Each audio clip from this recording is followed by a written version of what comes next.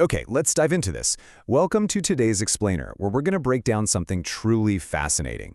We are looking at a real piece of viral internet culture today, specifically a regional sketch comedy masterpiece known as Wrongdar 2.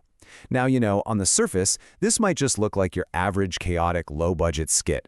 But when you apply a lens of serious structural analysis to it, man, it becomes an absolute masterclass. We're talking narrative subversion, slapstick pacing, and the incredibly unique meta-reality of the modern creator economy. So we are going to treat this absolute chaos with the deadpan analytical respect it absolutely deserves. So our central question today is magnificently absurd. Seriously, what happens when deadly, heavily armed dacoits, bandits, get a little too tired and a little too hungry while on the job? It's a hilarious premise, right? But it's also a brilliantly effective hook. The creators of this source material take this exact question and use it to build a completely unpredictable universe. We're not just looking at a simple robbery gone wrong scenario here. We are looking at a story that literally constantly pulls the rug right out from under its audience. So, how exactly do they pull this off? Act 1. Subverting the dacoit trope. And this brilliantly illustrates our first major point. Okay, so if you're familiar at all with classic Bollywood cinema, you know the traditional dacoit trope. They ride in on horseback, they look super menacing, they terrorize entire regions, and they demand total submission. But instead, here, we get introduced to our villains, the Cooker Gang, which literally translates to the dog gang. Yeah, not exactly striking fear into the hearts of men, right? But the absurdity goes way deeper than just their name. In their very first extortion attempt, the gang corners a victim.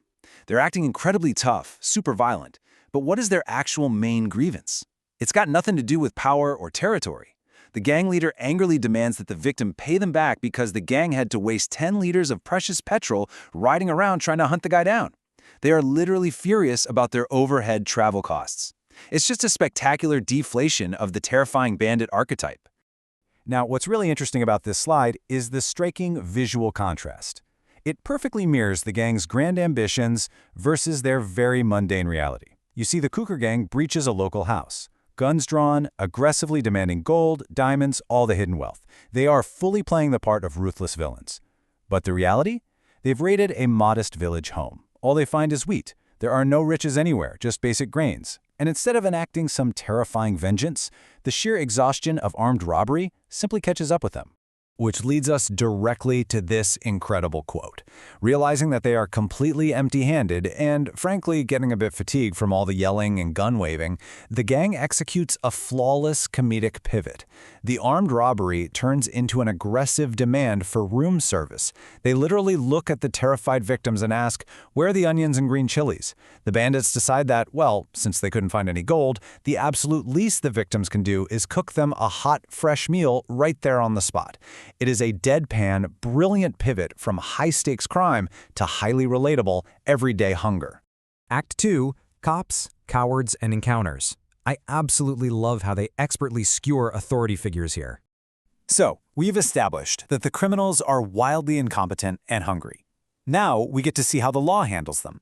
Enter the local police force, or as we can probably more accurately call them, the reluctant law enforcement. When the police finally arrive at the scene of the robbery, they are chronically late. But way worse than that, they are completely terrified. The script highlights their absolute cowardice perfectly. Instead of storming the building like you'd expect, the cops are literally hiding behind walls. They're actively admitting out loud to the victims that they are far too scared of the dacoits to actually confront them. The so-called protectors of the village are desperately looking for someone to protect them. So the crucial point is how the sketch uses dialogue to highlight the sheer incompetence of these authority figures. The victims are weeping, obviously traumatized by the home invasion, and the police inspector, who is trying to maintain this bizarre facade of authority while actively hiding, delivers this gem. The robbery happened at night. Why are you crying during the day? Honestly, it is a hilariously illogical, totally insensitive line that perfectly encapsulates the utter uselessness of the police in this cinematic universe. They basically want the victims to respect standard business hours for their trauma. So now, with the police hiding in the bushes and the dacoits refusing to surrender without a fight, we reach a total standoff. Enter our next character, the political fixer. A corrupt local politician suddenly arrives on the chaotic scene, but he's not there to enforce the law. He's there to broker a bizarre, face-saving peace deal. He recognizes that the cops are just too scared to fight and the dacoits are way too stubborn to leave. So he decides to negotiate a compromise that works for everyone. Well, except the actual victims, of course. Let's move to a myth and see how this builds, mapping out the politician's completely unhinged compromise exactly like it's a standard corporate strategy. Step 1, no police officers die, so the cops look tough. Step 2, no dacoits die, so the gang keeps their terrifying reputation. Step 3, find 2 completely random dead bodies from somewhere else entirely and just stage a fake police encounter. It's a morally bankrupt, totally corrupt solution presented with the casual, everyday ease of a business merger. It's a biting, albeit slapstick, satirical take on institutional corruption. Act 3. The meta YouTube reality. Okay, get ready because this is where we see a massive, jarring tonal shift that totally defines this genre of internet content. Just as this high-stakes, fake encounter standoff reaches its absolute peak, the fiction collapses entirely in what we can only define as the creator pivot. Academically speaking, this is the act of abruptly abandoning a fictional narrative right in the middle of the climax to speak directly to the audience for engagement and channel growth. In the source material, the intense gunfight literally just pauses. The actors drop the fourth wall completely. They stop being terrified cops and hungry bandits, pull out their cameras, and instantly transform back into everyday vloggers. Suddenly, the intense narrative about extortion and police corruption is entirely replaced by mundane real-world updates. The actors just start listing off their priorities. They're asking you to subscribe to their brand new secondary channel, showing off some recently cut wheat fields, giving viewers a pleasant walking tour of a nearby bamboo and sugarcane patch, and quietly visiting a local shrine. They completely and effortlessly ignore the fictional robbery universe that they just spent 10 minutes intricately building.